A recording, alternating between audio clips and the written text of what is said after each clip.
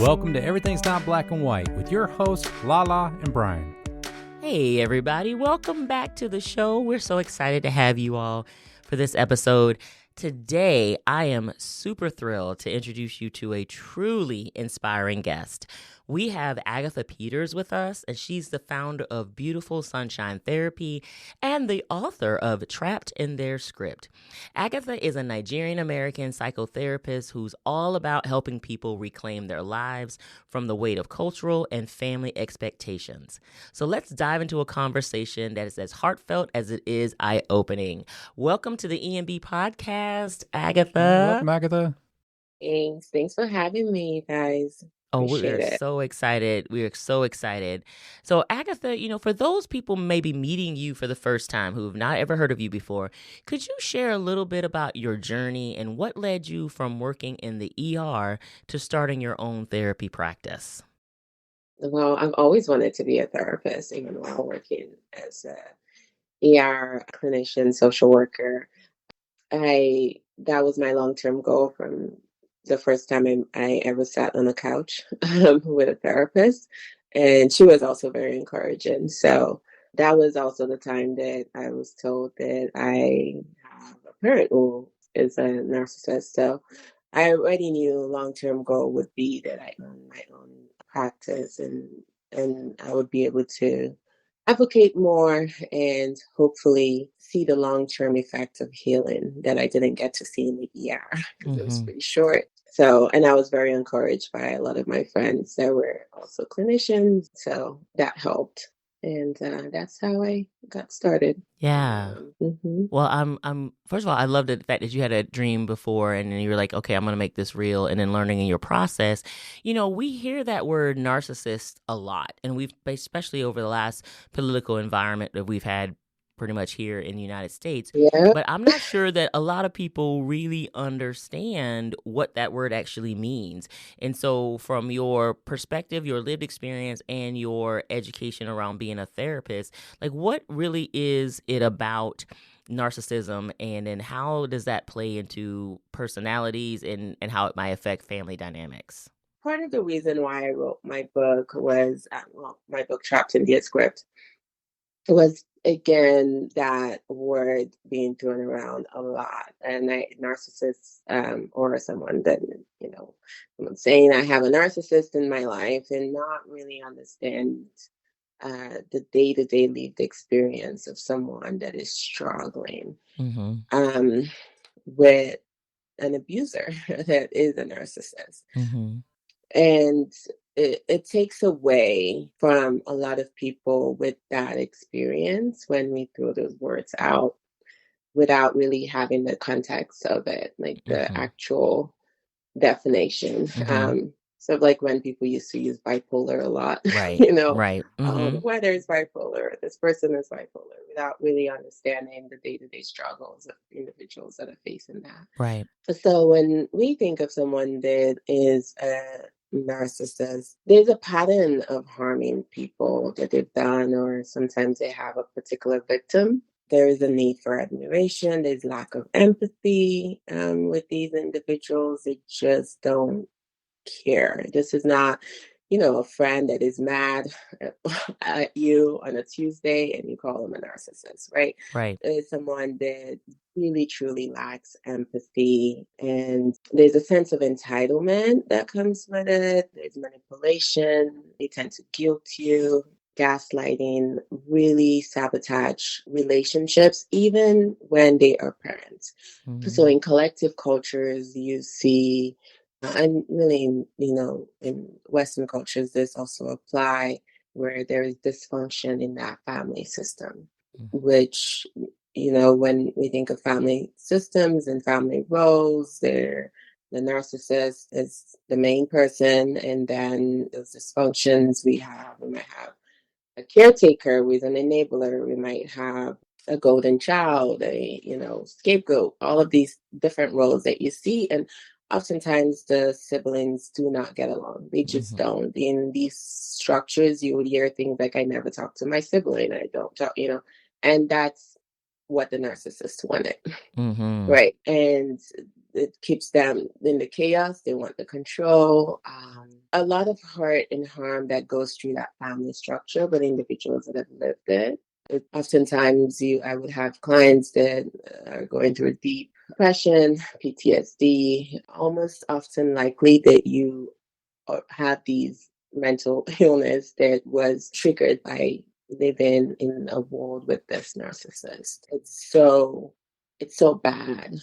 It causes you to really be sick. That's what individuals live with. And through therapy and things like that, if you heal from that and work through it. But yeah, I hope It's intense. that helps there. Yeah, it does. It helps a lot. It's so interesting because I actually had coffee with a friend this morning, and she was talking to me about remembering as a child, like her mother was probably going through something that might have been like bipolar, but was never diagnosed. And so when she would go to her mom, like upset about something, her mom would add another level of drama and dramatic behavior so that anytime she was upset, her mother would get twice as upset. And so she would always feel like, I'm a bad kid because I'm making my mom more upset. And so she's a 56-year-old woman now, and she's still unpacking that, right? Yep. And so it's fascinating to me exactly what you're talking about. It's like when you grow up like that, you're owning some of that like behavior, like, oh my goodness, I made my parent mad. I made, I'm not a good person. I'm the bad kid. And so it does take a lot to undo that trauma. It does. I mean, the first step is actually willing to do it. Yes. Yeah. For sure.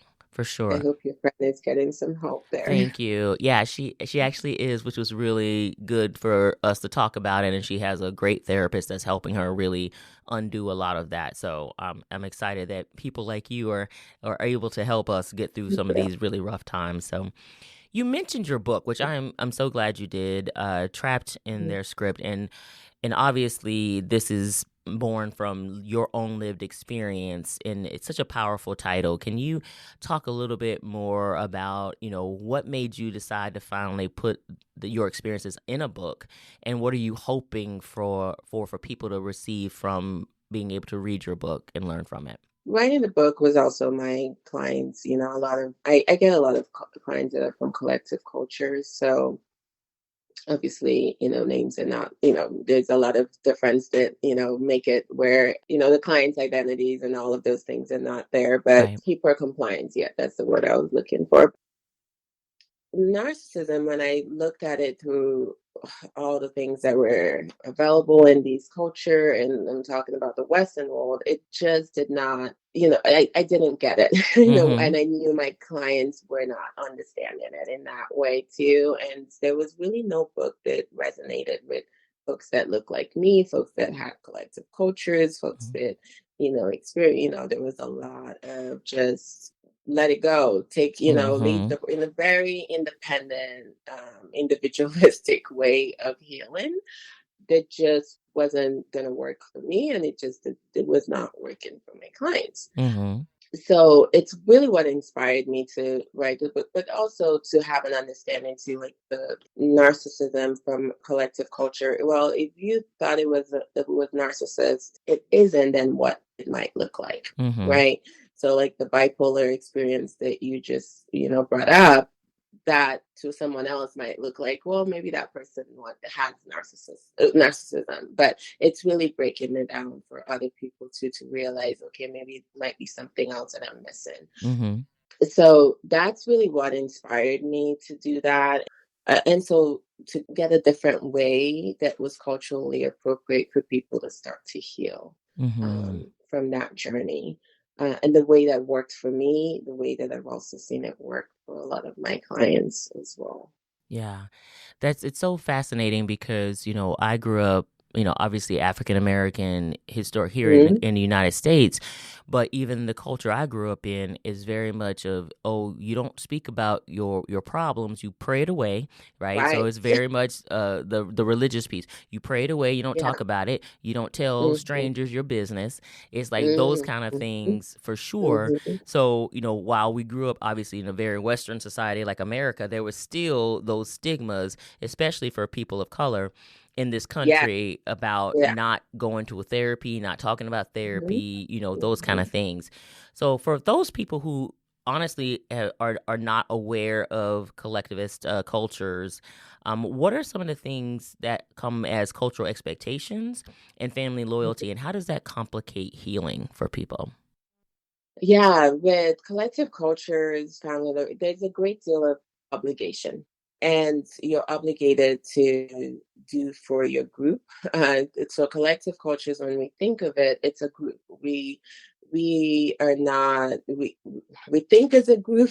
We move as a group. We There's a lot of we, and I Mm-hmm. even use that a lot in therapy. I noticed that too with my clients, versus when I see a Western therapist, they might say you or Mm-hmm. I, right? Mm-hmm. So, there's a lot of we, and when that happens, it's very difficult to then start to see yourself as your own individual and do your own healing. Mm-hmm. And also, it's hard to break out of, right? Mm-hmm.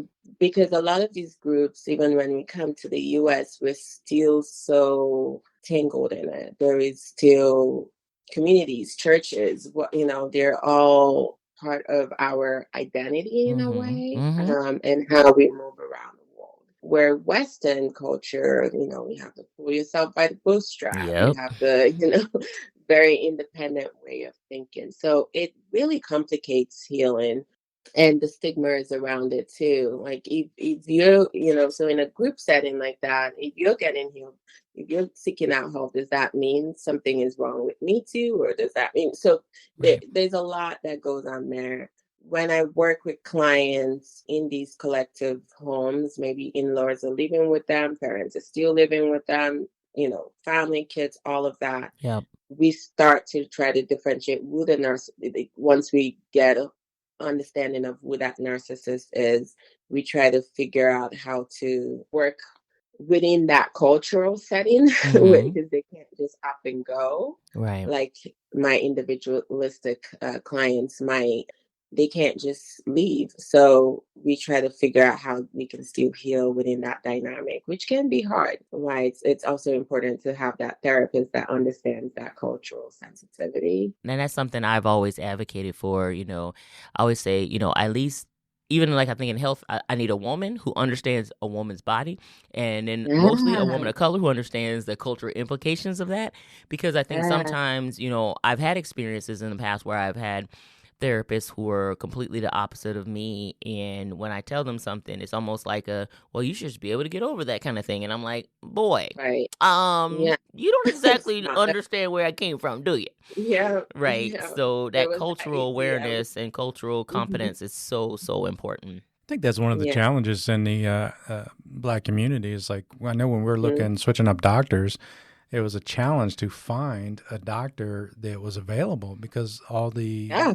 doctors that were African American or black descent, they were booked up because people are critically looking for people that match, like you just said. Yeah, for sure. Mhm. Yeah. So Mhm. You it's, want people that get you, that you don't have to exactly. constantly blame yourself. Even for me as a therapist, I mean, I live in Oregon, so Mm. yeah, finding a therapist that might look like me is, I mean, we're unicorns out here. Yeah, that's for And that's sure.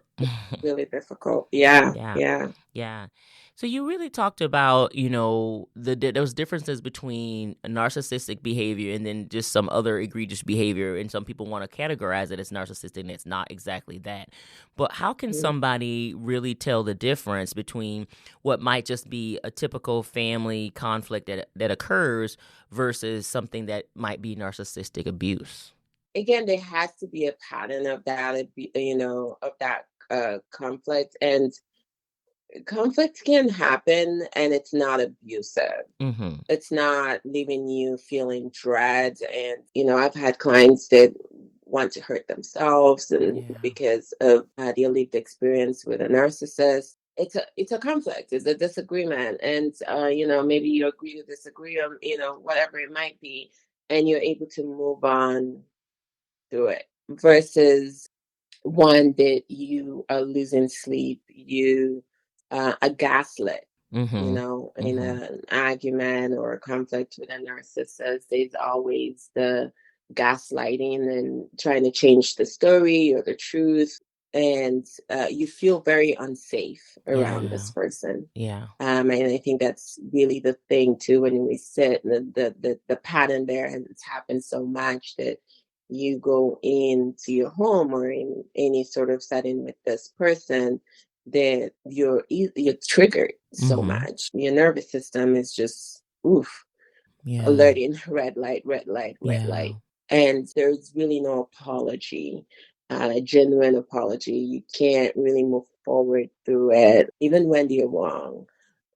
This is some of the things that really differentiates that the a conflict with a narcissist. Yeah. I can totally see that even in workplaces. I remember having some bosses, managers that were, I feel like narcissists, when because the way you explain that, it Yeah. makes so much sense to me because I felt gaslit.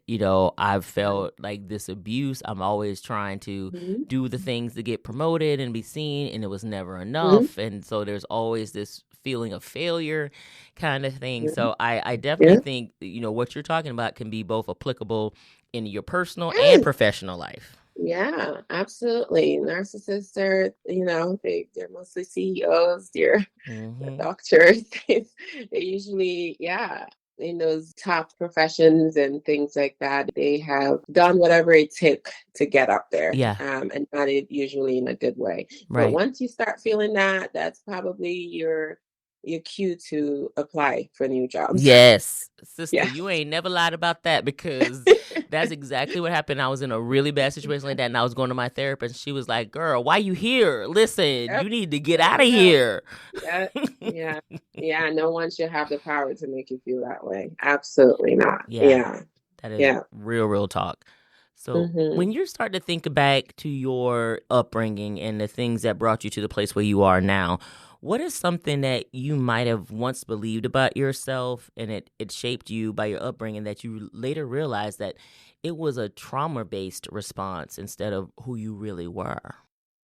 Yeah, I think being told I was a failure, not smart. I think that shock. And I could see a lot of ways how it really shaped my life. I think for me, the need to prove to myself Mm-hmm. um, that I wasn't so, hence the constant, need to work and books and all of these things. Yeah. I always have to do so much. But I've come to the realization that I am enough. It took a lot of having to feel like I had to prove this. Like I can do this. I can, I am not a failure. Thing is, it just was trauma based. When you've done something, maybe the narcissist says clean the entire house and do all of this and everything, and they focus on just the one place that you missed. Yeah. They tell you that you're an idiot or whatever, and all of that because you missed that one spot, but the entire house is speckled. Right. Speckly.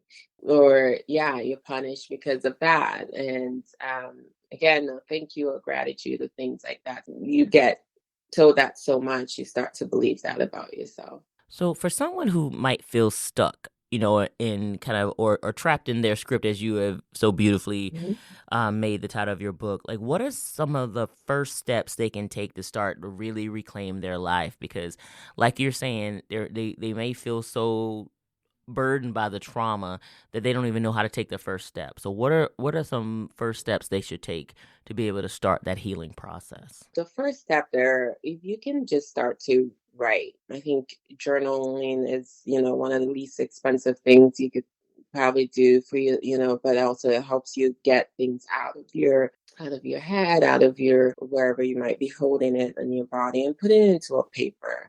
And it helps with the gaslighting too. Narcissists are very good at telling you what you're experiencing isn't real. But if you Mm-hmm. can write those things down day to day and go back to that, it gives you a good realization that this was in fact true. This happened so and so day.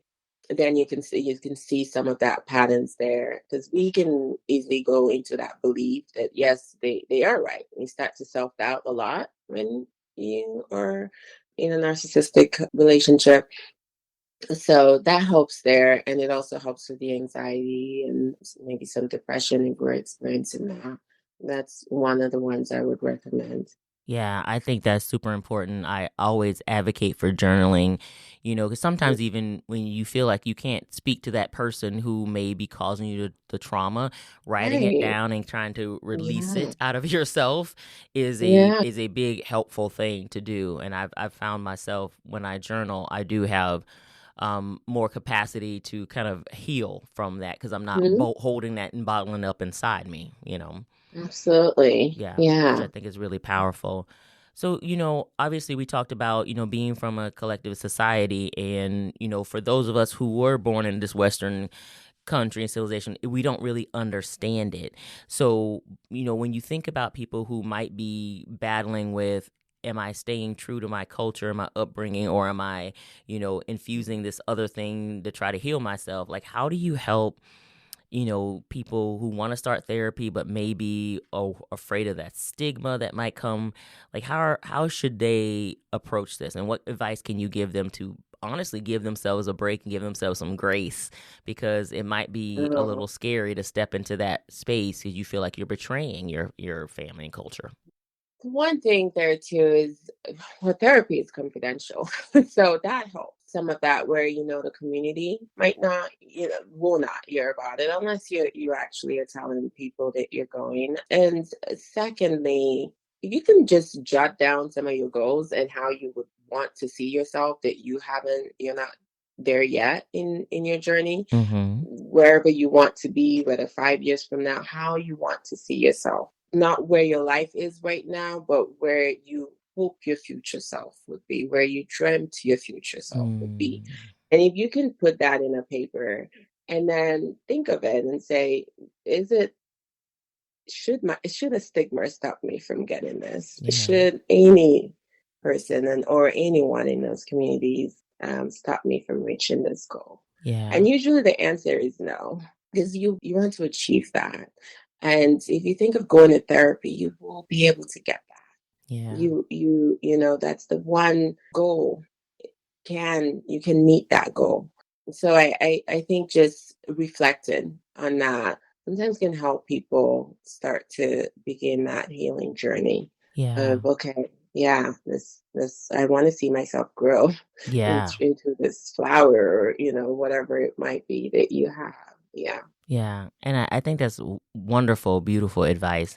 And I think also, having someone like you who not only have the live experience, but now you have the education and the tools to help people get through. You say, hey, I came from the same society and the same, Mm. cultural upbringing, but then here are the things that I've done and been able to help myself heal through this and help a bunch of others. So I think that honestly is such a beautiful thing, and it gives people hope. And, that's honestly a bit of my next question is, for those people who might still be feeling a bit trapped right now, whether it's from a narcissistic parent or a narcissistic boss, or maybe even a narcissistic partner in their life, Mhm. like what kind of Mhm. message can you give that person, give them some hope that they can even overcome it, even when it feels like it's so dark and they can't manage through it? Yeah, that's a heavy one. So Mm-hmm. there are things where, if I think of a family there, like you said, we're essentially a victim in this. We're still in this place of not recovering. It's to remember some of the things that you haven't been told for so long. Maybe you're loved. Maybe, Mm. been told you're not loved. Or that's the message you've received, right? The goal, I was, if you can go look at yourself in the mirror and remind yourself of all these amazing things that you are. Putting it out there sometimes can be very helpful because we can sit in that yuckiness for such a long time, that gross, muddy feeling of it, you just feel so gross.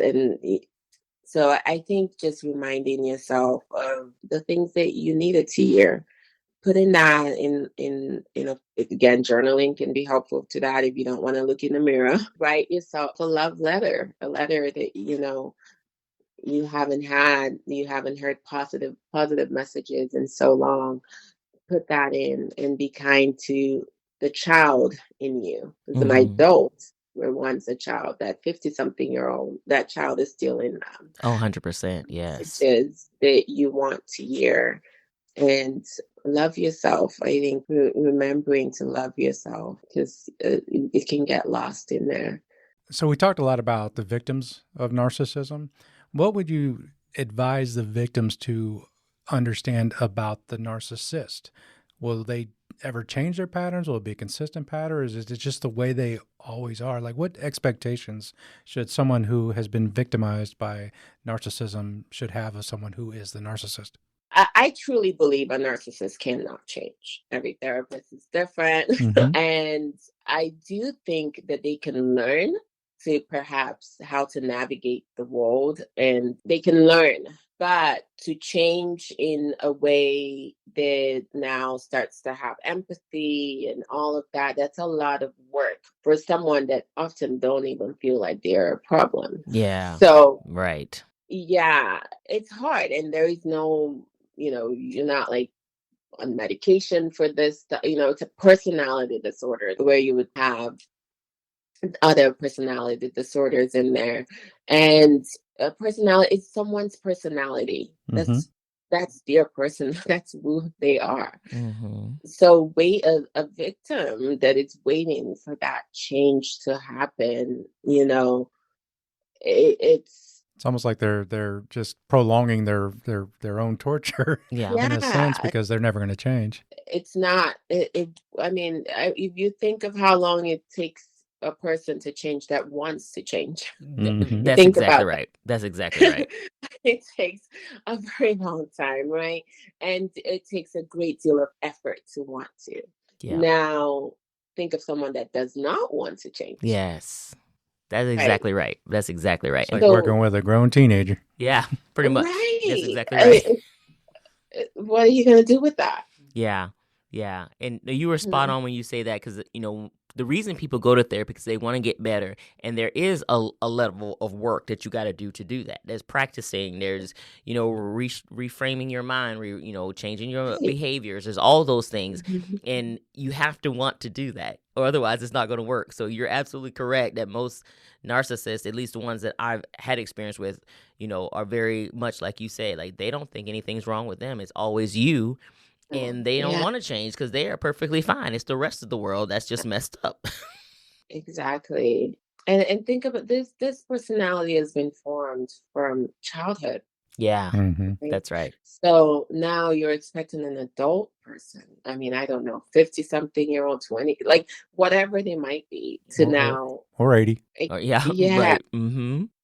And again, this is hard. It's very, very hard. And it's hard for me to work with them because I work with the victims too. Right. So those are my clients primarily.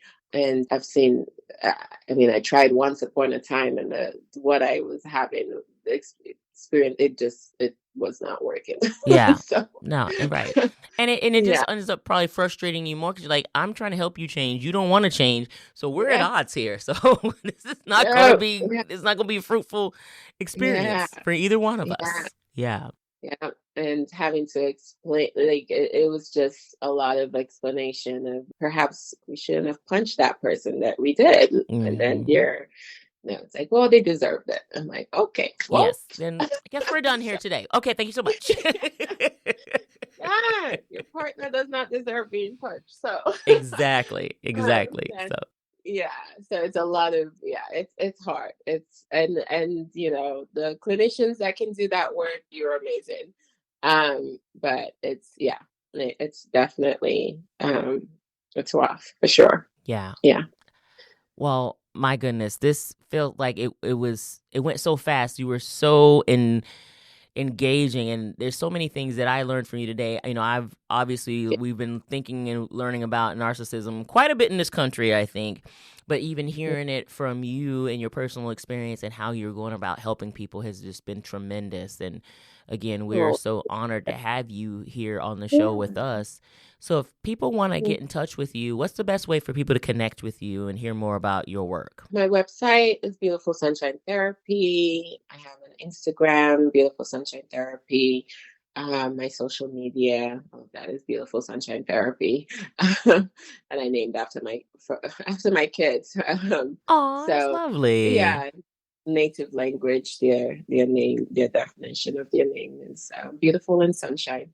My book can be found anywhere online where books are sold. So Amazon. I'm working on a audio version. It should be out in a couple of weeks or so. It'll make Awesome. it easier for people to listen while driving to work or wherever. So yeah, you can get my book online, Trapped in Their Scripts.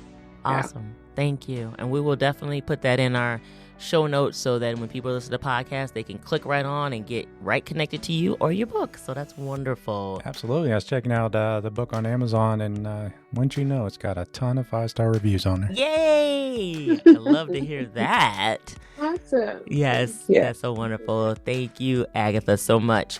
And Brian, if people want to get in touch with us at the podcast, what do they do? Yes, you can email us at embwpodcast@gmail.com. That is right. And that is our show for today. Everyone, please give it up for Agatha Peters for sharing her life and journey with us. Please go out and get that book, connect with her, because I pretty much believe we all got a narcissist in our lives, if not directly, very indirectly, and we need to know how to navigate this. So thank you again so much, Agatha. It was so wonderful to speak with you today. Thanks for having me. Thanks, Agatha. I appreciate it. You're welcome. All right, everybody. We'll see you next time. Bye-bye. See ya.